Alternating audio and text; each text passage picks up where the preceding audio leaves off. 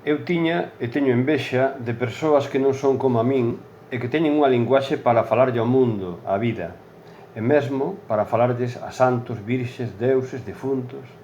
Teño envexa e soidades do que perdín, da relixión.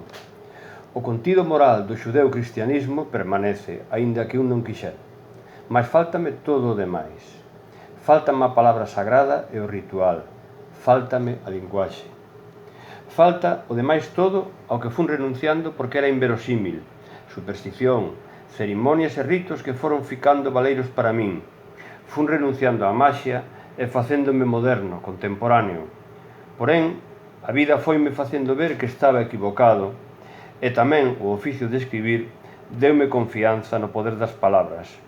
E así, fiando nese poder máxico, vai unha posibilidade: ordenar as nosas vidas e vivir ritualmente os momentos necesarios da vida, dándolles así sentido e trascendencia, porque a teñen.